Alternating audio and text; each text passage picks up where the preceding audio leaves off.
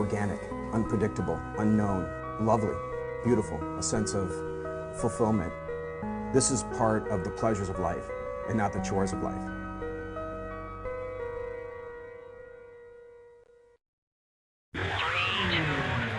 Coming up on Daily Iowan TV. It's crunch time. See who's making an appearance in Iowa City with only a few days left until election. I'll tell you what one family did to help with the planning of the new children's hospital. That's all coming your way next. Daily Iowan TV is just getting started. I'm Tom Brokaw. For more than 100 years now, the University of Iowa community has been waking up to the Daily Iowan. Today, it's the largest newsroom in eastern Iowa. And now you can see the news every night on Daily Iowan TV and get it anytime worldwide at dailyiowan.com.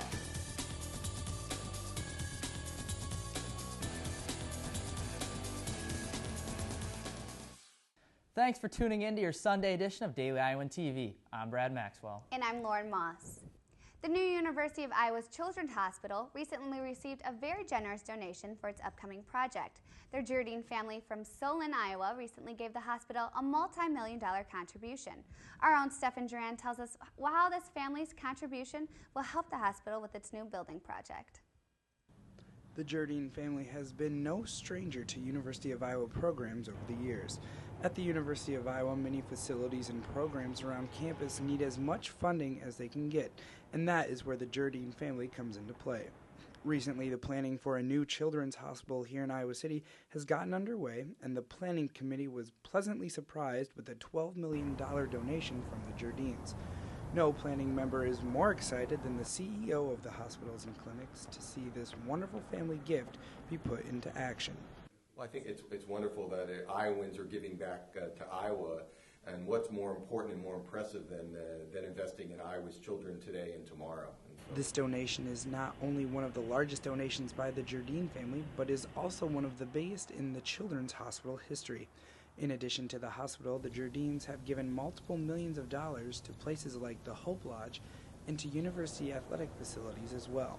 Money from donors like this is what makes the University of Iowa's facilities what they are today. Although construction of the new hospital will not start until next January, many doctors are already looking forward to the positive impact the new facility will have on Iowa healthcare.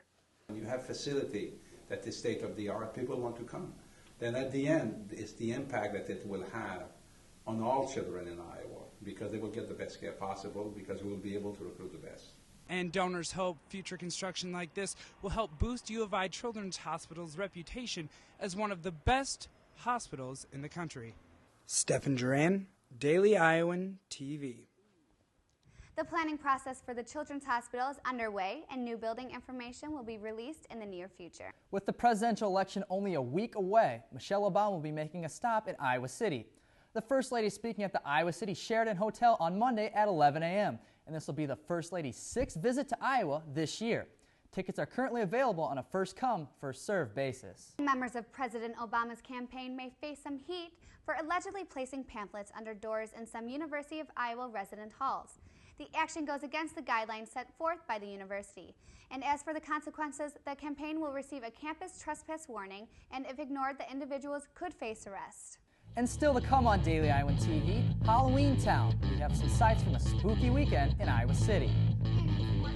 Caught up on all the news and notes in Hawkeye Athletics from our 2-day break. But first, let's check in with Stefan Duran for a look at this week's weather. But Stefan, things are about to get a little bumpy on the East Coast. Tell us a little bit more about what's happening. Yeah, guys, the whole East Coast is shutting down as a result of Hurricane Sandy. If you're planning a trip, trains, airports are closed, and JFK Airport in New York actually closed at 4 today. So it may be a good idea to go over your travel plans. But looking here in Iowa City, the sun was shining for most of the day with temperatures reaching around 50 degrees. Tomorrow will be more of the same, with the morning starting us out with clear skies and temps around 32 degrees. As we move into the afternoon, the sun will stay out, but the temps will stay cooler, reaching a high of 47 degrees. And the clear skies will continue into the evening with temps dropping down to 41 degrees. Looking at the rest of the week, Tuesday will be like today and tomorrow with clear skies but cooler temperatures. Unfortunately, clear skies will end there. You can expect rain Wednesday, Thursday, and into your weekend.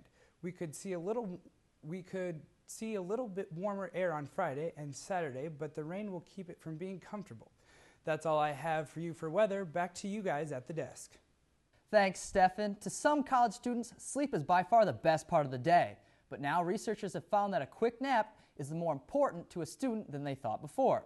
Sleep scientists at the University of Iowa hospitals and clinics say college students are the most deprived, but a 30-minute nap once a day could make up the difference. These short naps are more beneficial because you are less likely to wake up during a deep part of sleep. Students should receive about 8 hours of sleep a night by general standards. You can find out more about why sleep is so important in tomorrow's edition of the Daily Iowan. This week marks the beginning of the holiday season with Halloween, but students took to celebrating a little bit early, and after weeks of brainstorming and planning, students hit the streets Friday and Saturday sporting their Halloween costumes. Downtown was a different world with many creative outfits. Other options were available on campus, such as a haunted house in the IMU. Halloween is officially set for Wednesday, so keep an eye on your doorstep and the roads for little trick-or-treaters. And now let's take a look at what's happening outside of Iowa. Hurricane Sandy is expected to reach U.S. soil today and has already taken the lives in several Caribbean nations. One in particular is Haiti, a country that accounts for 51 of the 65 storm-related deaths so far. The country's poor housing and hillsides make it especially vulnerable to flooding. Deaths were also reported in Cuba, Jamaica, and the Bahamas. And 22,000 people were forced out of their homes in Myanmar because of the growing violence between Muslims and Buddhists in the country. Wooden boats carried refugees to the state capital of Sitwe early Sunday. Many people fled in fear for their lives, and the reported casualty toll has risen to 84 dead and 129 injured in the past week. And the streets of Spain were flooded with sheep today, 2,000 of them to be exact. These unexpected guests were led by Spanish shepherds in central Madrid to defend their ancient grazing, migration, and droving rights threatened by current agricultural practices. They hope to keep their century-old practice sheep-rearing tradition. And another tough loss for the Iowa Hawkeye football team, making next weekend's trip to Bloomington vital in turning around the black and gold season. Ian Martin is in the Daily Iowans TV sports studio with more. Ian?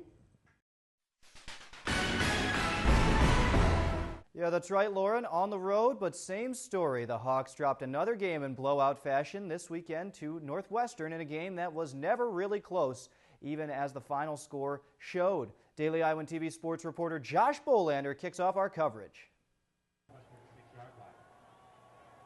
Gorgeous day in Evanston, Illinois, as the 4-3 Iowa Hawkeyes invaded Ryan Field to take on a 6-2 Northwestern squad in front of an excited fan base celebrating homecoming and looking to bounce back from 2 consecutive Big Ten losses. And while it may have been a beautiful day for a football game, things got ugly for the black and gold early.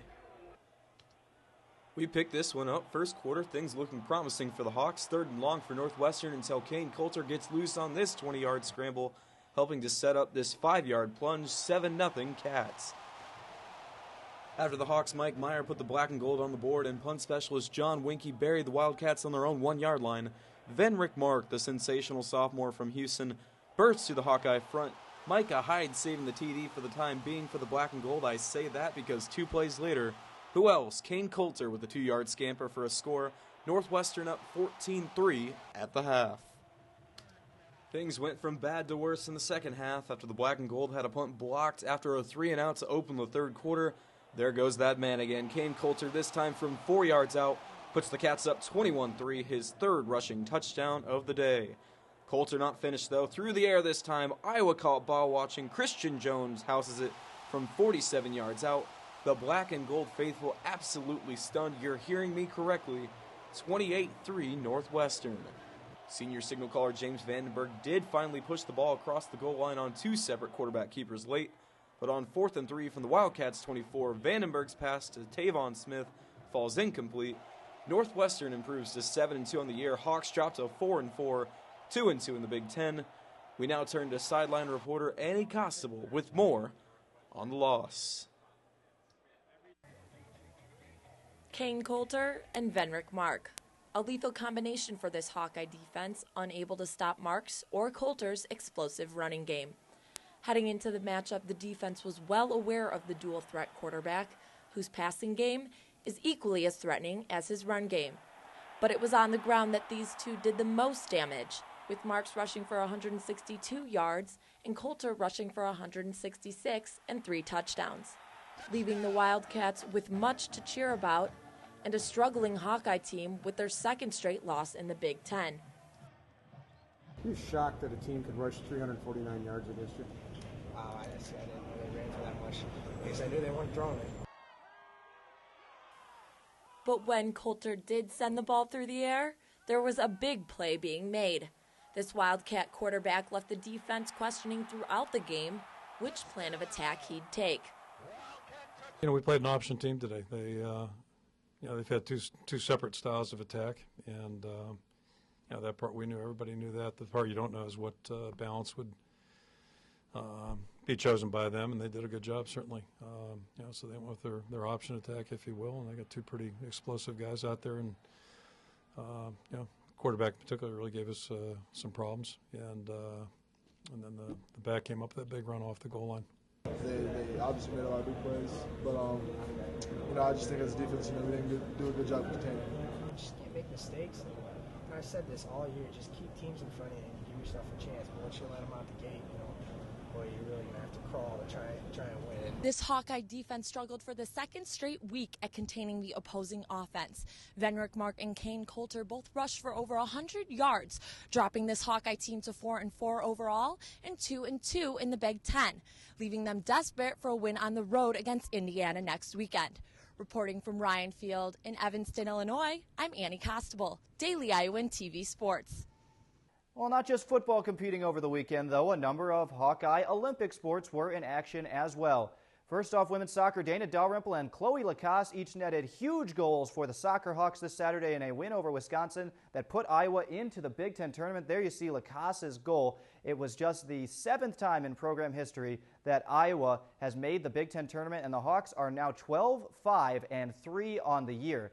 News, though, not as good for Iowa field hockey. Last Friday, they fell in a ranked matchup with Michigan at Grant Field to number 14 Michigan. Danny Hemion scored the only goal for Iowa as they fell 2-1 from their neighbors to the east. They did get back on track this afternoon, though, taking down Northwestern, number 8 in the country, 3-2 in overtime. That actually prevented Northwestern from winning the Big Ten regular season. Last but not least, Iowa volleyball fell to number 20 Ohio State this past Saturday night in straight sets, 17, 26, 24, and 12 respectively. That dropped Iowa's overall record to 10-15 on the year. Hawkeyes now on a losing streak as well. A whole lot more going on in Iowa athletics. We'll have coverage of each Iowa sport all week long. Unfortunately, though, that's all the time we have on this Sunday night in sports. Back to you guys at the desk.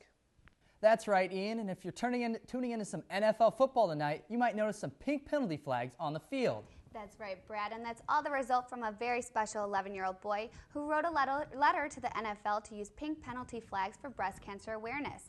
And after 4 weeks of pink towels, balls, and ribbons, the referees are now joining in. And what a great idea from such a young kid. It's very sweet, yes.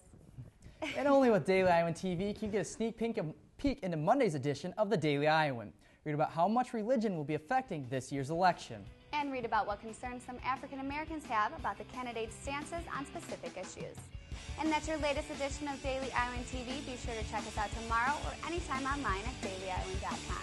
Thanks for watching and have a great night.